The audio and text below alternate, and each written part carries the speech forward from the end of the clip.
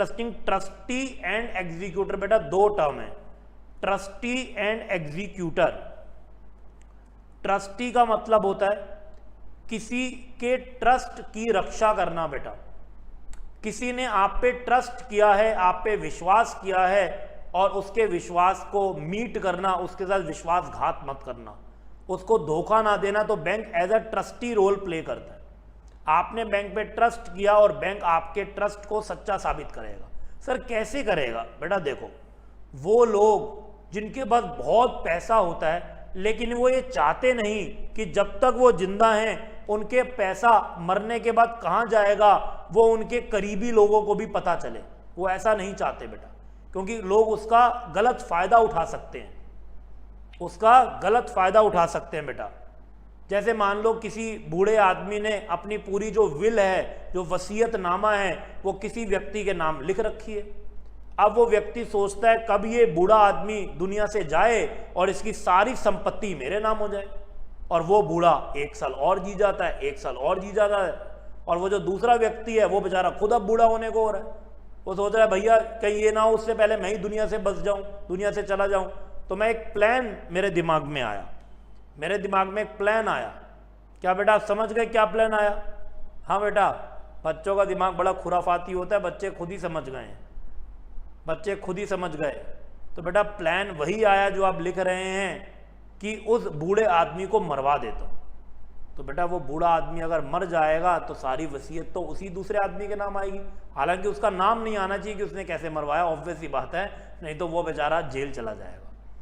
तो इसीलिए वो बूढ़ा आदमी चाहता नहीं कि पता चले कि मैं अपना पैसा किसके नाम करके जा रहा हूं। और कई ऐसे भी लोग होते हैं बेटा जो अपनी पूरी संपत्ति अपने, जरूरी नहीं है बच्चों को दें, कुछ एक परसेंटेज किसी अनाथालय में दे सकते हैं, किसी और चैरिटेबल ट्रस्ट में दे सकते हैं जिनसे वो जुड़े हुए हैं।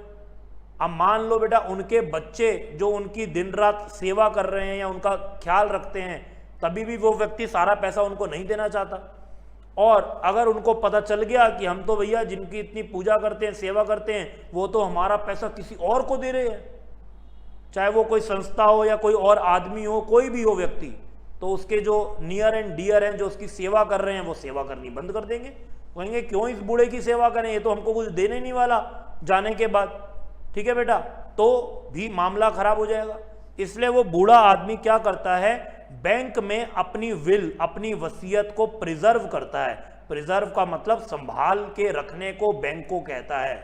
बैंक को कहता है जब तक मैं नहीं मरा हूं तब तक तो तुम मेरी वसीयत संभालो, और जिस दिन मैं इस दुनिया से चला जाऊं मेरे विल में जो जो लिखा है इसको मेरे सोने की चीजें देना। बेटा सोने का मतलब स्लीपिंग वाली नहीं कि पिल्लो की बात कर रहे हो, बेटा सोना मतलब गोल्ड की चीजें, इसको देना, मेरा पैसा इसको देना, ओके, मेरी प्रॉपर्टी इसके नाम मैंने लिखवा दी है।